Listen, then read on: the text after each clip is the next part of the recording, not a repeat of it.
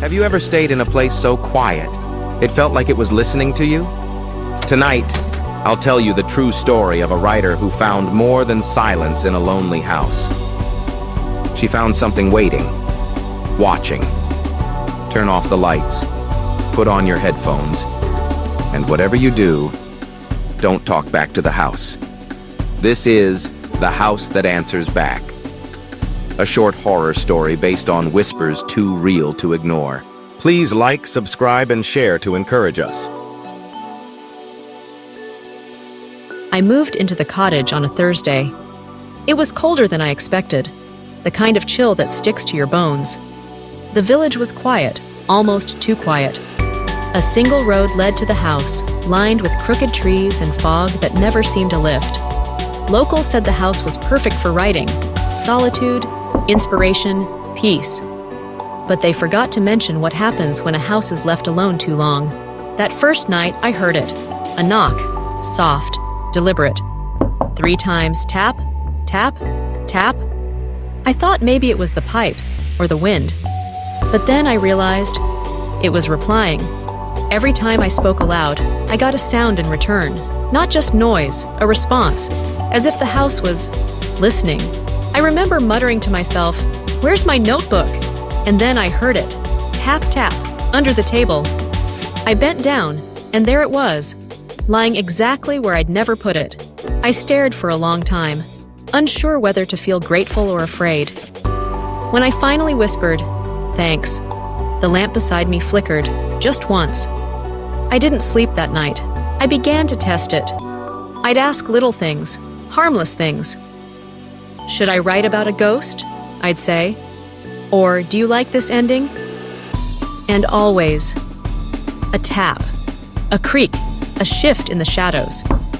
It felt playful at first, like a roommate I couldn't see. But one night, I asked it something real, something personal. "Am I alone here?" The reply was fast, a loud single knock on the wall behind me. One evening, I whispered, "Tell me a story." I don't know why.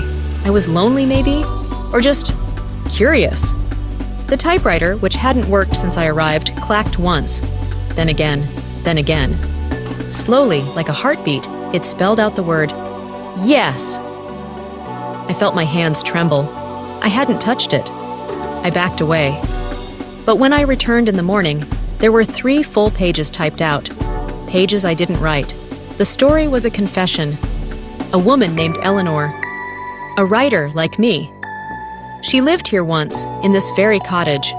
Her words bled pain, desperation, then silence.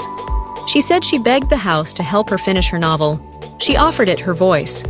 And in return, it took everything else. I looked up, suddenly aware of the quiet around me. Even the birds had stopped singing. I walked to the village the next day, needing answers. Most people turned away when I asked about Eleanor. But the librarian, a man who looked older than the books he kept, finally spoke. "The house doesn't like to be left empty," he said. "It needs stories. It needs someone to feed it words, or it will feed itself." I asked what happened to Eleanor. He said, "She never left." Not really. That night, I packed. I didn't even fold my clothes. I just shoved them in my bag and ran to the door. I flung it open, but there was nothing outside. No road, no trees, just thick, endless fog. The air felt heavy, like the world had vanished. I turned to go back inside, and the door slammed shut behind me. The locks clicked on their own. That's when I realized I hadn't left. I'd been chosen. I tried to sleep, but dreams clawed at me. I saw her, Eleanor, standing in the hallway, hair damp, eyes hollow. Her mouth was sewn shut with black thread, but she still managed to whisper, "Finish the story, or become the ending." She handed me a page, and I recognized the handwriting. It was mine. Only, I hadn't written it yet. When I woke up, my pillow was soaked with tears and blood. I looked to see the mirror. My lips were sore. There were tiny marks, red, swollen, like stitches coming undone.